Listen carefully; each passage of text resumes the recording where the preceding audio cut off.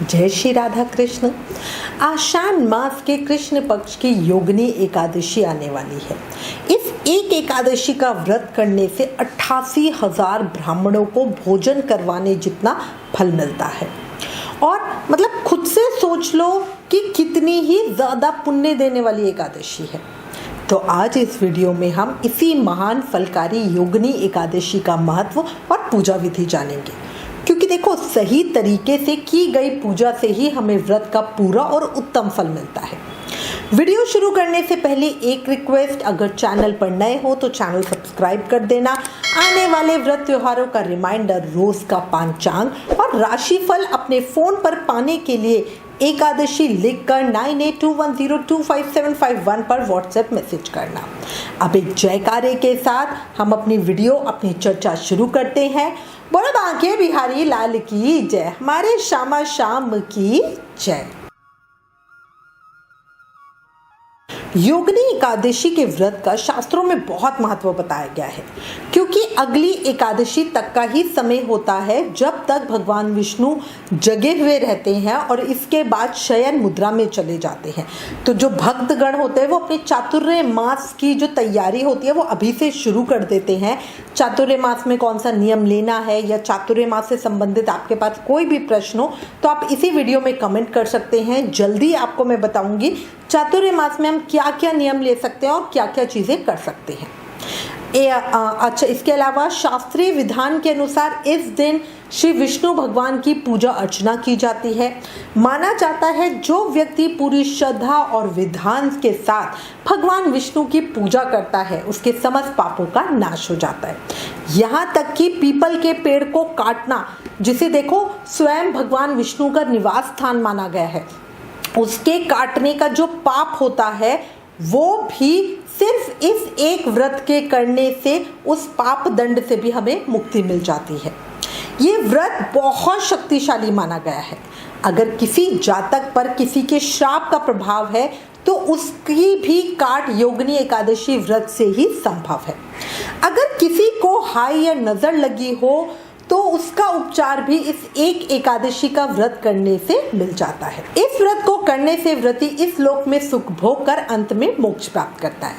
ये एकादशी शरीर की समस्त आदियों व्याधियों को नष्ट करके सुंदर रूप, गुण और यश देने वाली है।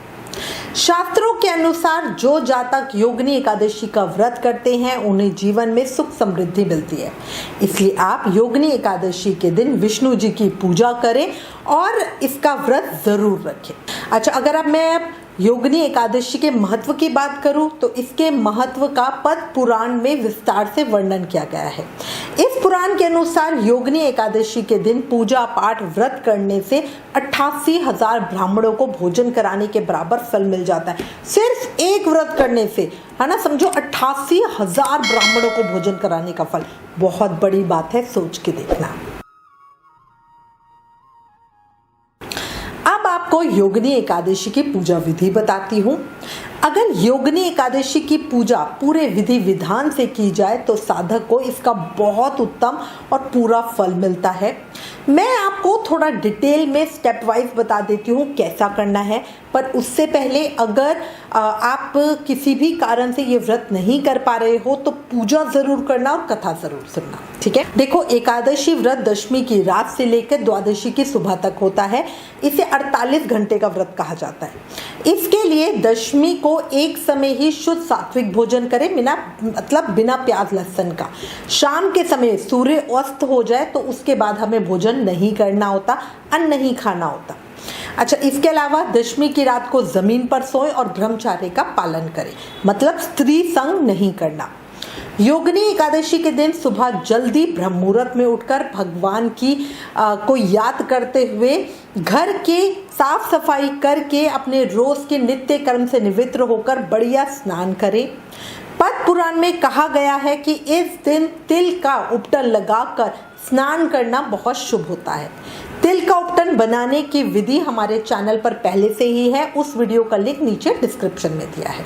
स्नान के बाद साफ स्वच्छ कपड़े पहने। याद रखना, काले नीले कपड़े पूजा में नहीं पहनने चाहिए। कोशिश करके सफेद या पीले कपड़े पहने, इससे पॉजिटिविटी आती है, पूजा में ज्यादा मन लगता है।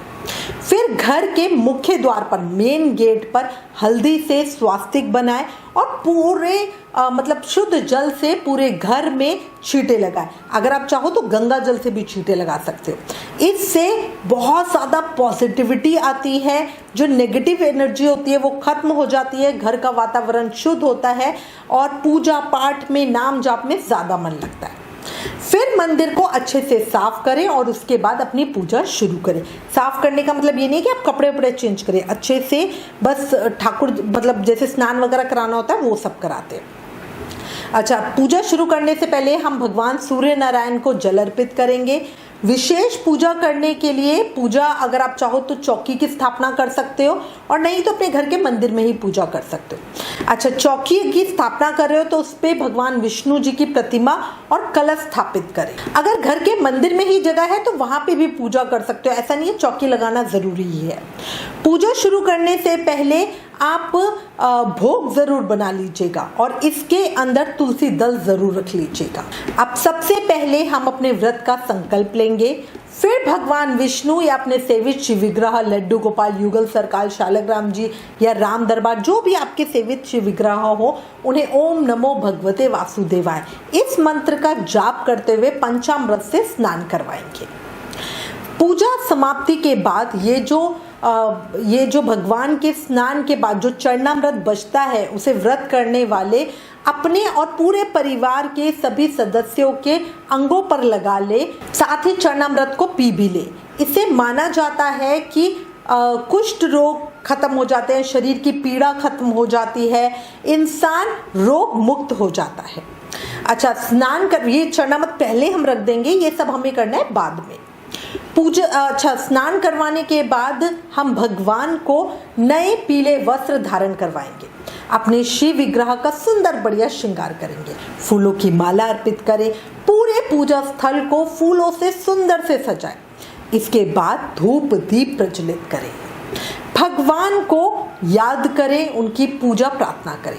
इसके बाद भगवान श्री विष्णु को मौसमी फल, नारियल, सूखे मेवा, तांबुल, चंदन, गंध, इत्र, जनेऊ आदि समर्पित करें। साथ ही नैवेद्य यानी मीठा अर्पित करें। विष्णु सहस्त्र नाम का पाठ भी जरूर करना। एकादशी पे विष्णु सहस्त्र नाम का पाठ करने का हमें बहुत गुना फल मिलता है। साथ ही जाने अनजाने में हुई किसी भी गलती, किसी भी पाप से मुक्ति पाने के लिए भगवान विष्णु के समक्ष हाथ जोड़कर क्षमा याचना करें। योगिनी एकादशी की व्रत कथा जरूर सुने पूजा करते हुए। पूजा के अंत में भगवान विष्णु की आरती के साथ ही माता एकादशी की आरती भी जरूर करें। तुलसी महारानी की पूजा करें। एकादशी व्रत की पूजा आप चाहें तो स्वयं कर सकते हैं या आप किसी विद्वान ब्राह्मण से मंत्रों द्वारा भी करवा सकते हैं, वो ज्यादा फलीभूत होती है। इस दिन दान कर्म करना भी बहुत कल्याणकारी होता है। इस व्रत में विष्णु भगवान और पीपल के पेड़ की पूजा की जाती है। शास्त्रों के अनुसार इस दिन पीपल के पेड़ की पूजा करने से मनुष्य के सभी पापों का अंत हो जाता है और मरने के बाद स्वर्ग की प्राप्ति होती है। बस आपको ध्यान ये रखना है कि कभी भी योगिनी एकादशी रविवार को ना हो। रविवार को कुछ भी हो, चाहे एकादशी, अमावस्या, कोई बड़े से बड़ा दिन हो, पीपल की पूजा नहीं करते हैं। योगिनी एकादशी के दिन पीपल के पेड़ की पूजा का विशेष महत्व है। इस दिन सुबह पीपल के पेड़ में कच्चे दूध के साथ ताज़ा जल मिलाएं और बताशा डालकर अर्पित करें। इससे धन दौलत की जितनी भी परेशानी होती है, आर्थिक परेशानी, वो दूर हो जाती है। अच्छा, शाम के समय भी पीपल के पेड़ के नीचे शुद्ध घी के साथ दीपक लगाना, इससे भी अन्न धन के भंडार भर जाते हैं। शाम को भी भगवान विष्णु की पूजा जरूर करना और भगवान विष्णु के सहस्त्र नाम का पाठ करना। शाम के समय भी तुलसी महारानी के पास देसी घी का दीप प्रज्वलित करना भूलना नहीं। आप तुलसी महारानी की परिक्रमा भी कर सकते हो, कम से कम 11 परिक्रमा तो जरूर करना, ज़्यादा से ज़्यादा आप 108 भी कर सकते हो। अच्छा, इसके अलावा आकाश में दीपदान करें अपने पितरों के निर्मित, ताकि उनको भी मोक्ष की प्राप्ति हो। एकादशी की रात को भगवान के पवित्र नामों का कीर्तन करते हुए रात्रि जागरण करें। अगले दिन यानी द्वादशी को सुबह ब्रह्म मुहूर्त में उठ के स्नान करके पूजा करें और अपने व्रत का पारण शुभ मुहूर्त पे कर ले। वो हमने अपनी पिछली वीडियो में आपको बता दिया है। अच्छा, व्रत पारण के समय किसी ब्राह्मण या गरीब को अपनी क्षमता के अनुसार भोजन कराएं और दक्षिणा दे के विदा करें। इसके बाद ही आपको अन्न जल ग्रहण करना है। किसी भी कारण से अगर आप ब्राह्मण को भोजन नहीं करा सकते हो, सुबह जल्दी उठ के बन नहीं रहा है या कोई भी और कारण आप कहीं भी हो, तो आप सूखा सामान निकाल सकते हो भोजन के निमित्त या पैसे निकाल सकते हो, फिर बाद में रखकर आप वो भी दे सकते हो। अब एकादशी पर क्या विशेष भोग लगाएं उसकी बात करूं तो योगिनी एकादशी प्रसाद में कुछ बढ़िया मीठा बनाएं। मखाने की खीर सर्वोत्तम होती है।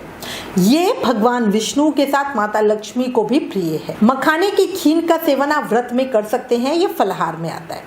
भगवान को प्रसाद अर्पित करके इस प्रसाद को और लोगों को भी जरूर बांटें। ऐसा नहीं कि सिर्फ आप भोग लगाएं और खुद खा लें, इससे उत्तम फल मिलता है। साथ ही अपने बाल गोपाल को माखन मिश्री का भोग भी जरूर लगाना। इस प्रसाद को सब में बांटना।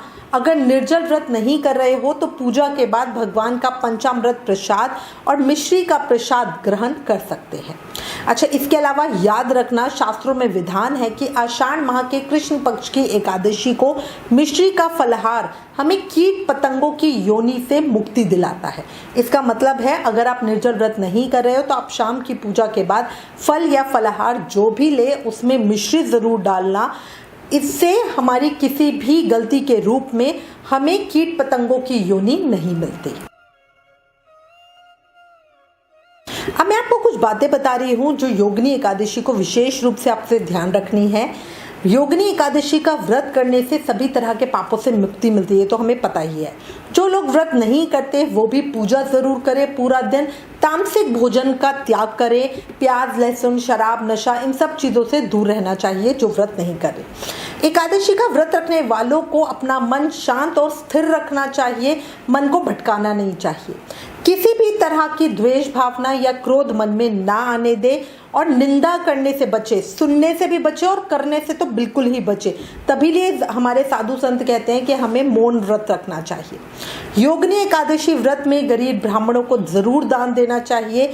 इससे व्रत करने से पीपल के वृक्ष को काटने से जो पाप लगता है उसका भी नाश हो जाता है और हमें स्वर्ग की प्राप्ति हो जाती है। इस दिन भगवत गीता के 11वें अध्याय का पाठ करने से जीवन की परेशानियों से मुक्ति मिल जाती है। योगिनी एकादशी के दिन गजेंद्र मोक्ष का पाठ करना सबसे अच्छा बताया गया है। इससे भगवान विष्णु की कृपा सहज में ही मिल जाती है और जीवन के सारे संकट दूर हो जाते हैं। इसी के साथ मैं उम्मीद करती हूँ इस वीडियो में दी गई जानकारी आपके लिए उपयोगी होगी। इससे रिलेटेड अगर आपके पास कोई भी कमेंट या सजेशन है तो प्लीज़ हमें लिखें। ज्ञान बांटने से बढ़ता है, इसलिए इस वीडियो को ज़्यादा से ज़्यादा शेयर करें। Please like, share and subscribe. Thank you. जय श्री राधा कृष्ण।